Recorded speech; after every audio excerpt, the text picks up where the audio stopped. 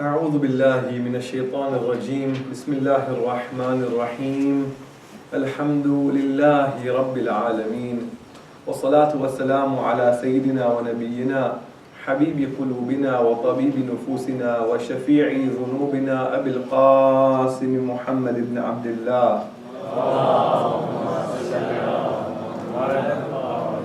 وعلى أهل بيته الطيبين الطاهرين المعصومين الذين أذهب الله عنهم الأرجاس وطهرهم من الأدناس وجعل مودتهم أجرا على الناس ولا سيما على بقية الله في الأرضين الإمام المنتظر صاحب الزمان عجل الله تعالى فرجه الشريف ابن هداة المهديين وعلى صحبهم الأخيار المنتجبين وعلى جميع الأنبياء والمرسلين والشهداء والمجاهدين في سبيل الله منذ آدم إلى قيام يوم الدين. أما بعد، قال الله عز وجل في القرآن الكريم: بسم الله الرحمن الرحيم أن تقول نفس يا حسرة على ما فطرت في جنب الله. Allah says in the Quran, describing the situation of the soul on the day of judgment, that the soul may say, oh, woe, oh, what a devastating situation of what I missed out in the way of Allah during life, obviously. وَإِن كُنْتُ لَمِنَ السَّاخِرِينَ, and at that time I just used to be someone who mocks this life. And a few words later Allah says, أَوْ تَقُولَ حِينَ تَرَى الْعَذَابَ لَوْ أَنَّ لِي كَرَّةً, that the soul says on seeing the situation and the punishment of that day, had I one more chance, لو أن لي كرة, had I one more chance, فأكون من المحسنين, thereby I would have been from the good doers. Salawat ala Muhammad wa ali Muhammad.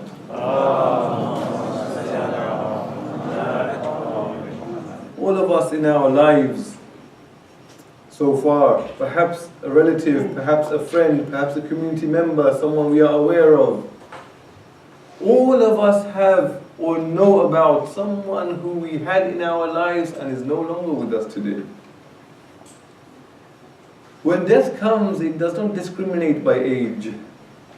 We know elders who have passed away, we know young children who have passed away. Those children, when they passed away, were they expecting, for those of you who know children who have passed away through illness or through some accident, may Allah keep us all safe, were those children that day expecting to pass away? The adults who pass away suddenly, do you think they expect that today will be my last day? No. Yet this life is so fragile that at any point anyone goes. Yet I am so arrogant that I still have in my mind, I expect that tonight I will leave this room and I will sleep tonight and wake up tomorrow, etc. etc. But this life is too fragile.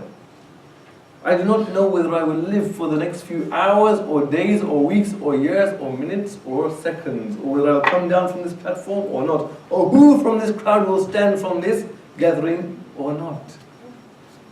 Or when we travel, whether we will return from that travel or not, as Allah says in the Quran, that the soul does not know, وَمَا تَدْرِي نَفْسٌ بِأَيِّ أَرْضٍ تَمُوتُ. The soul does not know in which land it will expire, it will die. We don't know. We just don't know. Yet I have this arrogance in this life. What is this life anyway? But a short journey of a few steps in which I am accompanying you and you are accompanying me, and we are walking alongside our dear ones for a few steps, and once that journey of a few steps is over, I will leave you and you will leave me. And I will go 6 foot down alone and you will go alone. So in this short journey that we have to share together, what is it all about anyway? What is this life, this short experience that we have to share together? And we will meet different people and come across people and know and love and hate and all these things we do in for this short time. This experience that we call life, what is it about anyway? If we take the example of a king, that he invites, he selects from the citizens of his town. He favors some citizens and he chooses them out of his mercy and love. He chooses them and he invites them inside his palace for a few weeks, maybe a short temporary amount of time, a few days or few weeks.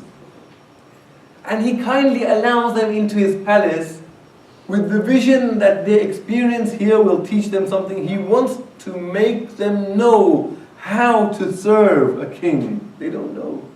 So he invites them in here.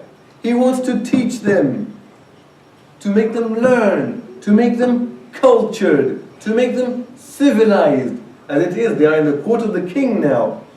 And through this short experience that they have in that court, and through the experience that they undergo in this short time in the court of the king, in the palace of the king, they should refine themselves. They should become something greater than when they entered or when they began this experience. Are we not also in the court of the King of Kings, who has given us a short time in his palace to undergo an experience?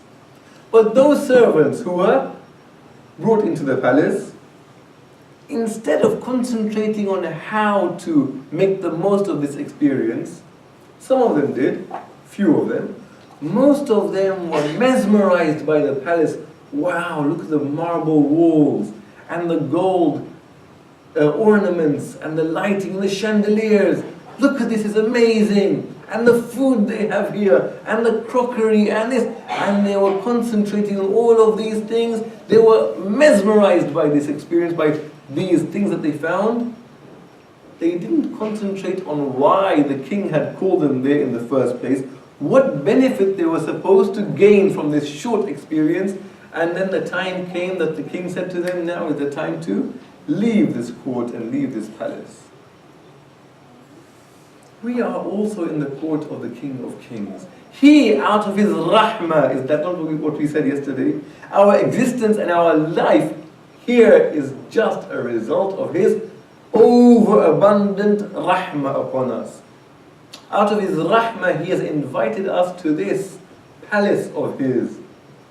But instead of concentrating on our role here, most of us are busy looking at the chandeliers and the wonderful colors and the ornaments and the furniture.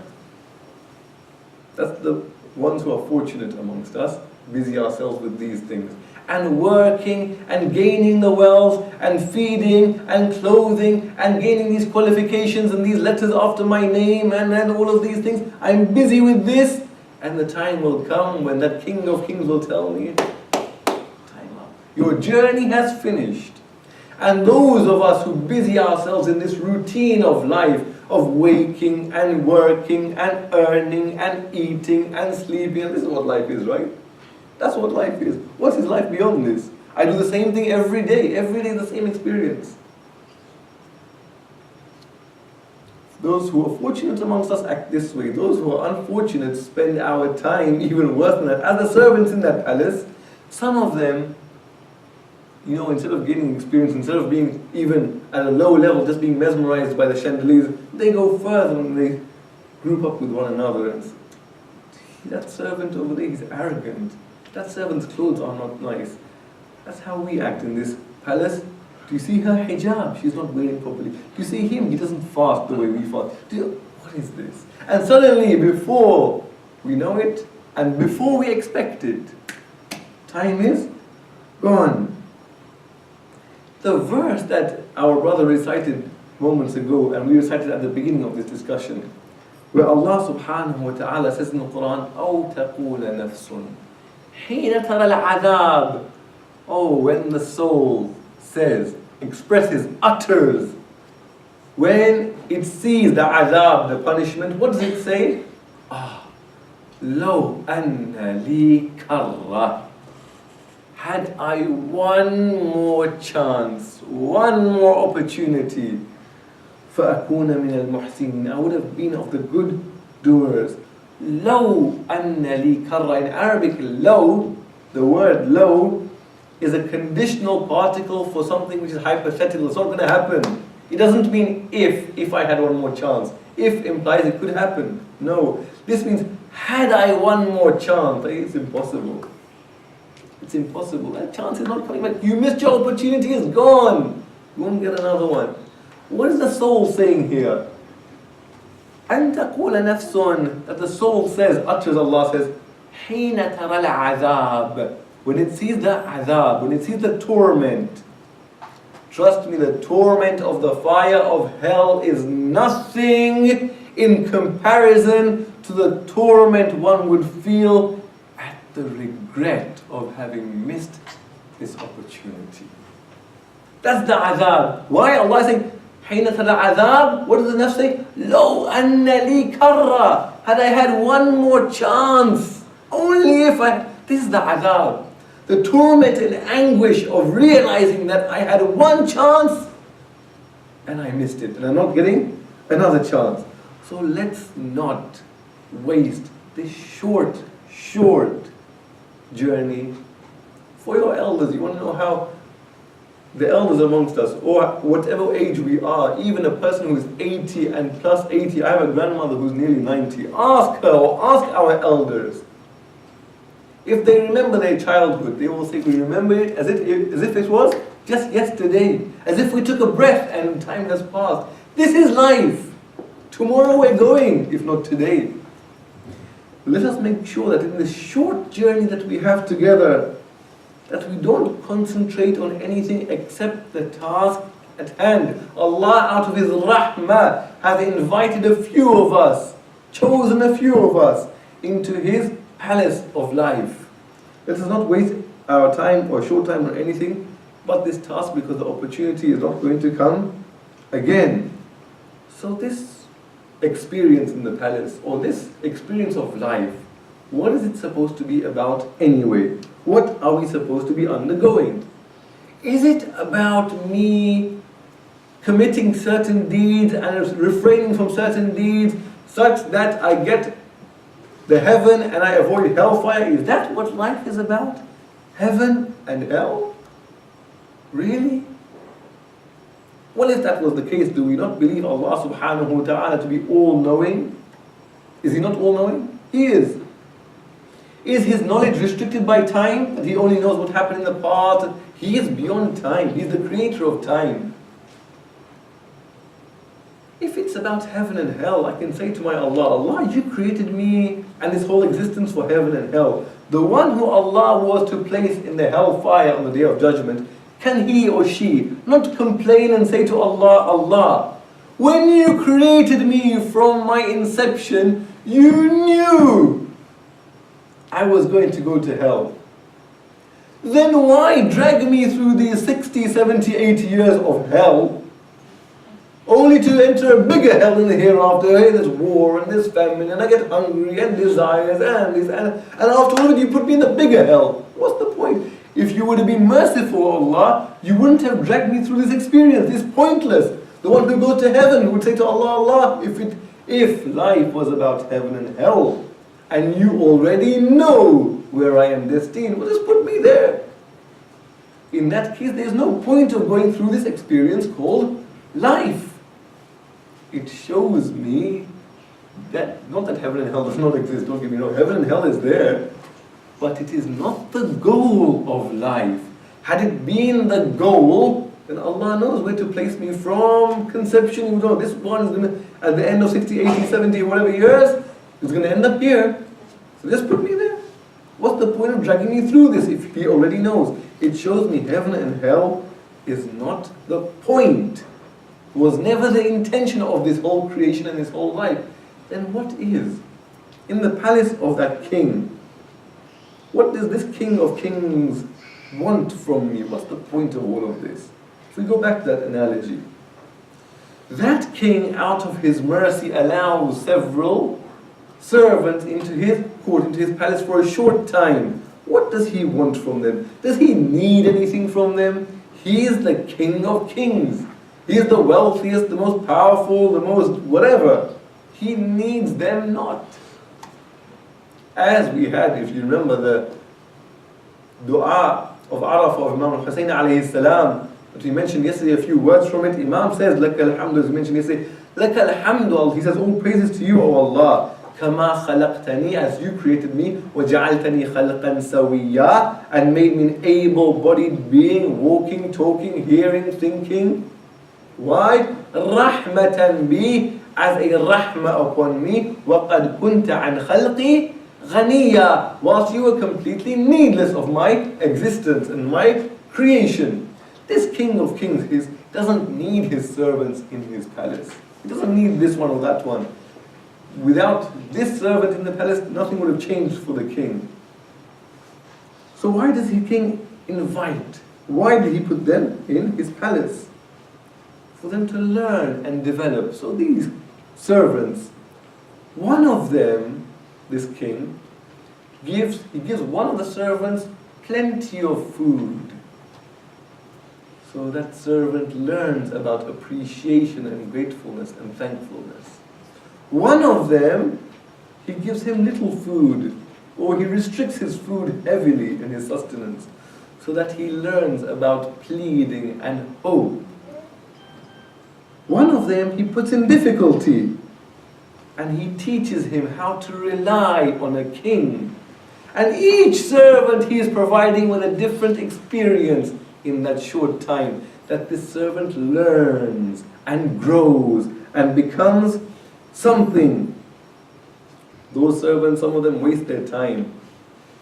The one who gets much food eats it all. The one who gets little food complains to all other servants, this king doesn't give me anything, and this, the one who's in difficulties, all of them, most of them waste their time. As we, in the palace of the King of Kings, in this palace of life, some of us are wealthy, some of us are not wealthy, some of us are healthy, some of us are not healthy. Some of us have this situation, some of us have that situation. Some undergo this trial, and Allah is teaching each and every one of us. Does He not say in Surah Al-Baqarah in the Quran? He promises, in fact. He promises, He swears. He says, وَلَنَبْلُوَنَّكُمْ, surely, definitely, we will try you. This is the point of life. He will, Allah is saying. There's no one who's going to escape from this. Actually, this trial is a blessing. This bala is a blessing in itself, because it's an opportunity to grow, as the king gives trials to his servants. Allah says in Surah Al-Baqarah, وَلَنَبْلُوَنَّكُمْ, surely we will try you. How? بِشَيْءٍ مِّنَ الْخَوْفِ وَالْجُوعِ وَنَقْصٍ مِّنَ الْأَمْوَالِ وَالْأَنفُسِ وَالثَّمَرَاتِ. Allah says, surely we will try you and test you. How? Maybe some fear and lack of security, or hunger, or a decrease in wealth, or in your loved ones passing away, or the fruits of your labor, that thing you have worked for your whole life and you want to bring it to fruition, and suddenly it's gone. Allah said, I will do this. These are the different ways. I will. Allah said, we certainly will. وَلَنَبْلُوَنَّكُمْ, certainly we will try you with this. It is an opportunity. Each of these experiences is an opportunity to grow through them. Allah is giving us these, we call them tribulation, misfortune. Actually, they are challenges. Challenges from which to come out of the other side a bigger person. You know, often we take, from communities, we take young children or youth on camps, to retreats, out somewhere in the greenery or in the countryside, and we teach them about the Islam and this. So there was once such a camp, and they took the youth out into the countryside camping, and they used to provide them food and all that during the days of the camp. They said, you know what, the organizers of the camp said, you know what, let's do something to these youth who are in the camp. So for the lunch of the day, they gave them all soup in the bowl, and they didn't provide them with any spoons. I said, let's just see what happens, and we'll video it from behind. Let's see what happens. Let's experience how their reaction will be. So they gave them all. So the people said, where are the spoons? No spoons. So one of them complained, how can you give us this soup without spoons? We need spoons. The other one began crying because he was very hungry. Now I can't eat the soup now. What will I do? The other one complained to the one sitting next to me, what kind of people organized them? They didn't even bring any spoons. The other one, he got greedy, so he just picked the whole bowl and stuffed it in his mouth. So one of them was shouting and crying, and there was commotion, And the organizers are looking at this, videoing it as well. And after this, some time, 5, 10, 15 minutes of this commotion and eating and spilling and stuffing and complaining and crying, the organizers moved the curtain behind which was a shelf, and the spoons were there. They said, "Here are your spoons, come and get your spoons." And now watch this video. How did you react? The one who was crying became very ashamed. How did I act like this? The one who complained to his neighbor, "You know what, they were good organizers, I complained about them wrongly." The one who was shouting became dumbfounded. He was silent because he was red-faced. And I really acted this way, really? And all along the spoons were just there. The organizers were just testing us all this time. How will we react? We shouldn't have acted this way. It was pathetic, our behavior. So when dinner time came, the organizer said, "You know what, forget no spoons, right? There's not even any dinner, there's not even any food." All of the students were like, "Oh, we don't mind, we don't care, we will not behave as we be." Because we know that as soon as we start acting silly as we did, they will move the curtain and say, "Here's dinner," and then we'll see how silly we acted. Is that not how we are in this life? I lose my health and I complain, my health is bad and Allah has tested me in this way and I can't bear this and my family is going through these issues. And when I start complaining and Allah brings me out of that difficulty, He just moves that godly curtain and said, "Here's what you wanted, but look how you acted." Is this not how we are? The King of Kings is taking us through trial and tribulation so that we may grow through that. But the one who understands this, and the one who understands it better, that servant in that king's palace, the king has brought them in, the one who understands why he or she has been brought there to grow through these experiences, he or she asks the king, "King, give me the harder trials, because I know I am just in this palace for a few weeks. Give me the harder trials and difficulties that in your palace I may learn the royal protocol, I may become greater than others by undergoing. It is for me. I know you are doing this for me. You don't need me in your palace. You have brought me into your palace out of your mercy. King, this experience, I am supposed to benefit from it.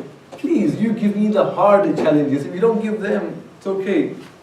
You give me the harder challenges that I may grow through them and at the end of this experience come out something much greater." Why? Because the person says, "I know, King, that..."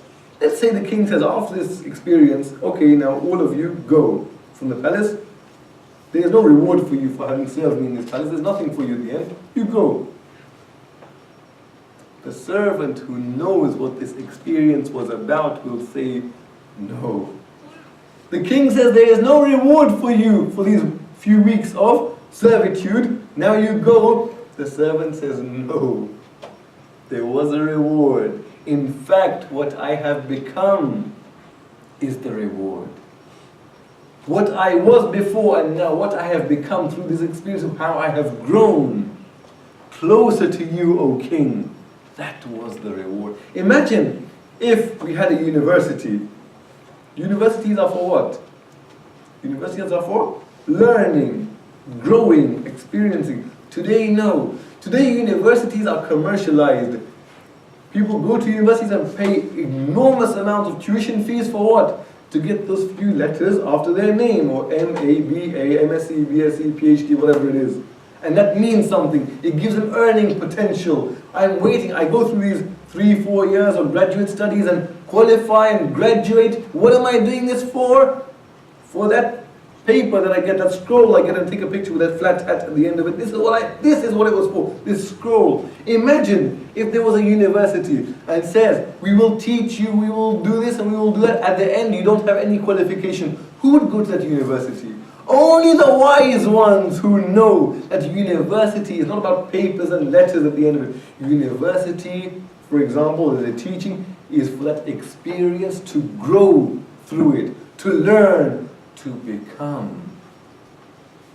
Had Allah told us that at the end of this life there is no reward, no Jannah, what would we say to Allah? We would say, "Ya Allah, no, what I have become closer to you through this experience, that was the reward." This is what life was about. It was never about heaven and hell. As we said, had it been about that, Allah could have just put me there in the first place. Why go through this experience of life? This is my opportunity to grow, to become. And I am the reward. What I have become is the reward. O King, you brought me to your palace, not for reward, but to get closer to you through this experience. As the mystic Rabia says to Allah in one of her poems, O Allah, as for your punishments, you give it to your enemies.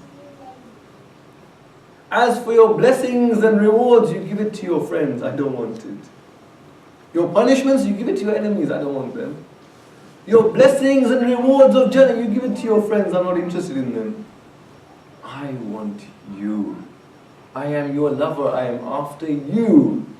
Imagine we sit in the month of Ramadan. We sit in front of the King of Kings, one from whom we could ask anything, not only in the month of Ramadan. Every moment of our lives we can ask from the all-merciful and the all-generous. Imagine the one who, by giving everything, nothing decreases from his kingdom.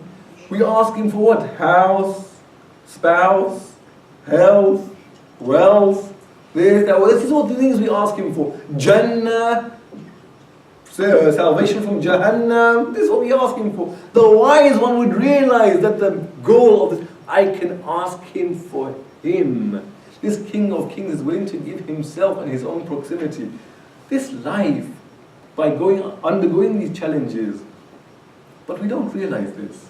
Because we think this is everything. We think this is everything. I think this is me. This is not me. This beard and this face and this hand, this is not me.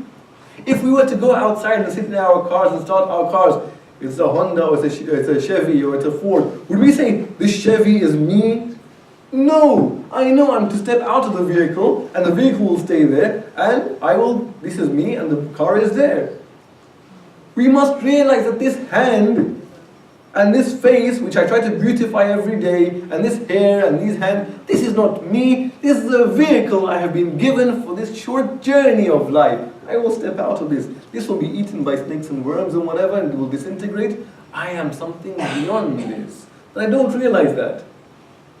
If we take the analogy, for example, of someone who goes to a computer exhibition, I don't know, Jawad Bhai will be, from his background, will be accustomed to these things, but all of us may have experienced this. Go to some exhibition, some technology exhibition, you'll find, you stand at the entrance, there's this tool, there's that tool, there's this and that software, you'll find somewhere a big box you will see jumping around in the middle of the room, that big hall. You think, what is this? It's kind of flight simulator. Now imagine that, you know what that is, as if you're flying a plane, right? Imagine, now one of us goes in the flight simulator, and I know it's just silly imagination, but just hypothetically imagine, someone was born, a baby was born inside that flight simulator, and grows up their whole life within that flight simulator. When the controller makes the software of the flight simulator sunny and a very easy flight, that one who is born within that flight simulator, all the experiences are within that flight simulator, will become very happy. Oh, we are safe. It's good weather. And when it becomes stormy and rainy and the box starts shaking, they'll become very afraid. Because now things are bad. Why? Because this is the whole existence that they know. They don't have any experience of anything beyond this. They think this is everything. But the one who has stepped into that flight simulator to have a go knows that this is not me. My life is something else. I'm going for this for 5 minutes. I've paid for it a few dollars to experience this 5 minutes. I'll tell the controller outside, you know what? I want to become a better pilot. You make this as difficult as you can. Let me try to fly this thing. Yeah? I want the experience here. I won't become afraid when it starts raining and snowing and storms. I know I'm going to step out of this flight simulator in just a few minutes. This is what my life is about. This is what my life is like. Because I have been born within this experience, I imagine there's nothing beyond this. So when my wealth decreases, I become very worried. My wealth has decreased, what am I going to do? Or when my health becomes bad and I fall ill, I become very worried, I start complaining, my health is... Well, this is just one of those experiences for you to become a better pilot in this flight simulator. You're going to step out of this simulator in just a few minutes. You're going to step out of this life in just a few years. This is not everything. This is nothing. The one who understands this, that this is just a simulation in that sense, I'm going to step out of it, and this is just, as a simulator is, an opportunity for me to become a better pilot, or this is an opportunity to become a better being in the eyes of Allah. That person will tell Allah, oh Allah, you give me the challenges, because I know at the end of the day this is going to finish. I want to become something greater. And as we said, even if had there been no reward, which there is obviously, had there been no reward, what I become through this experience of life is in fact the reward itself. So Allah gives me challenges here, but I reject them. I turn away from Him. I become angered with Him. Do we not say in that famous supplication and dua in the month of Ramadan, we tell Allah, إِنَّكَ تَدْعُونِي فَأُوَلِّ عَنْكَ. You are the one who is calling out to me, I'm turning away from you. وَتَتَحَبَّبُ إِلَيَّ فَأَتَبَغَّضُ إِلَيْكَ. And you are calling me out with your love and affection. And I'm replying with my scorn and with my anger. This life is just an experience. That it doesn't happen. That we waste our time earning, learning, qualifications, money, working, all of these things, family, and we go through the motions of life, and we die at the end of the day, and we complain about the tribulations we faced, and then when it comes to that hereafter, أن تقول نفس حين ترى العذاب لو أن لي كرة. When we see the azab on that day, the azab on the hellfire is a lesser azab compared to the realization that I have missed the opportunity to grow. I missed the opportunity to become. When I went to that university, I was aiming for that qualification and that graduation certificate. I missed the actual experience to become something greater. It wasn't about the qualification. The one who spends his time in the flight simulator says, I wish I had spent a better time asking for more challenges, growing through them. The one, the servant who spends that short time in the king's palace and is ejected at the end of it, I wish I had spent my time in that palace wisely so that I would have had the reward, not of Jannah, the reward of becoming something greater. Life is not about Jannah as a goal. Jannah is there as a bonus. Life is about becoming. Become something. That in that hereafter, I have developed senses. You know, look at the Prophet sallallahu alaihi wasallam.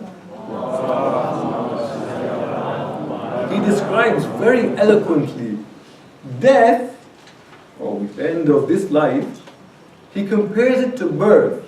He said, imagine just how the baby is ejected from that dark, gloomy womb of the mother and comes out into this fresh, refreshing world of lights and sounds, and death is like that. As we're going to be ejected from this small cocoon, this small flight simulator, this small existence here, into a much grander world of the hereafter.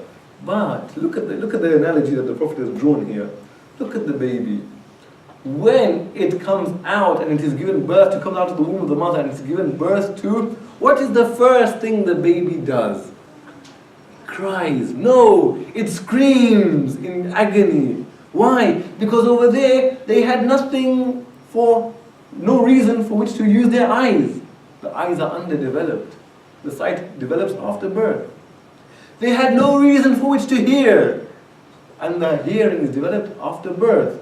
And when it is ejected out of this world, it can't appreciate anything properly because the senses are underdeveloped and it cries in this confusion. Me, if my spiritual senses are underdeveloped in this life because I have no reason to use them, because I don't see anything beyond this cocoon, when I am ejected into that afterlife, I will scream with agony. Why? Because the mercy and pleasure of Allah is there in abundance, but my senses are underdeveloped to receive them. أو تقول نفس حين ترى العذاب لو أن لي كرة. Or that the soul shall say on that day, when it sees the torment of a missed opportunity, had I one more chance. That chance is not coming again. That chance is now. That chance not to gain heaven. Yes, we will gain heaven, inshallah. Not to escape hell. Yes, we will escape hell, inshallah. Allah is too merciful for that. But the chance to become something beyond, something greater. So one, recapping again. Don't worry, I won't quiz you on this tomorrow. You can sit as far forward as you want. One, life is too fragile.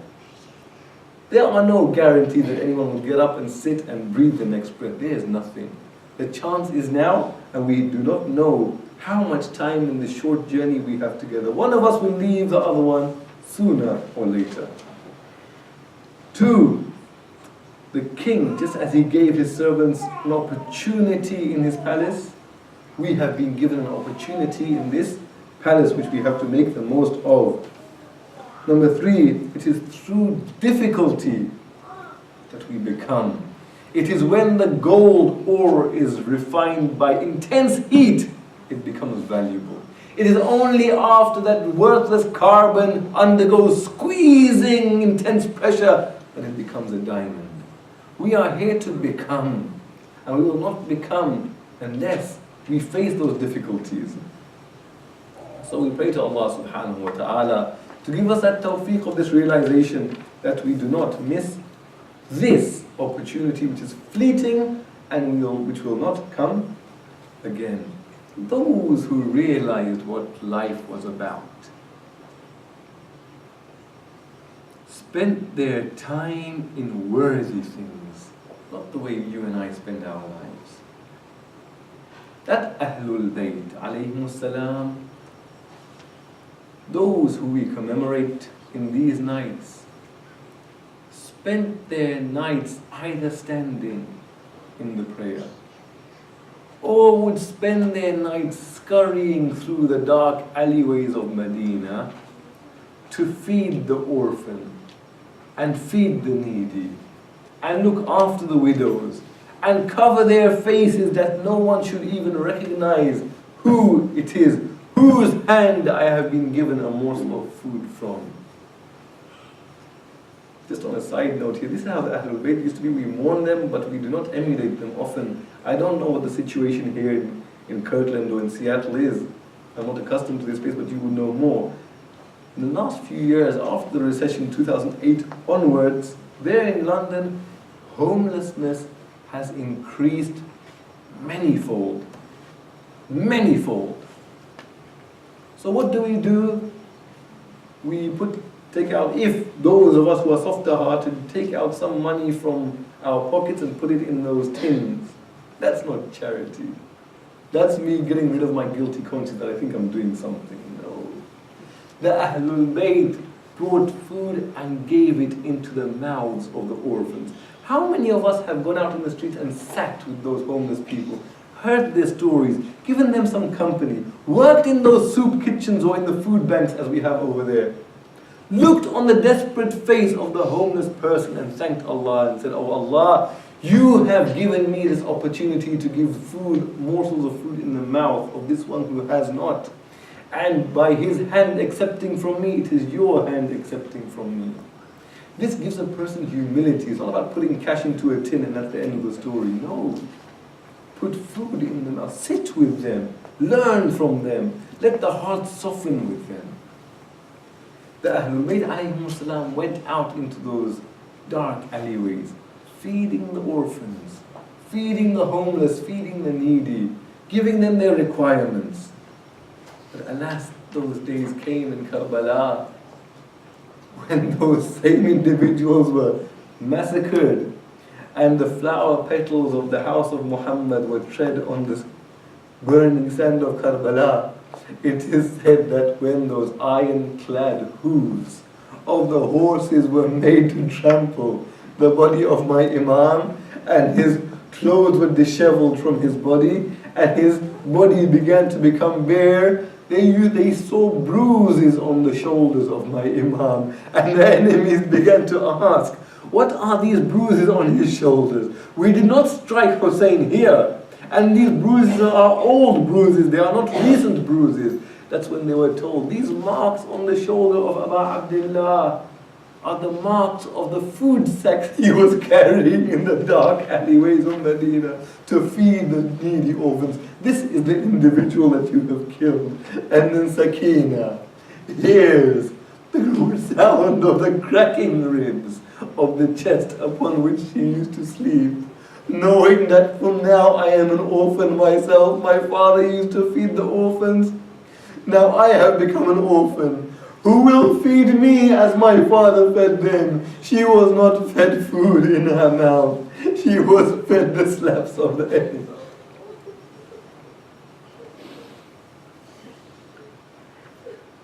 ألا لعنة الله على القوم الظالمين فسيعلم الذين ظلموا أي منقلب ينقلبون إنا لله وإنا إليه راجعون. صلوات على محمد وآل محمد.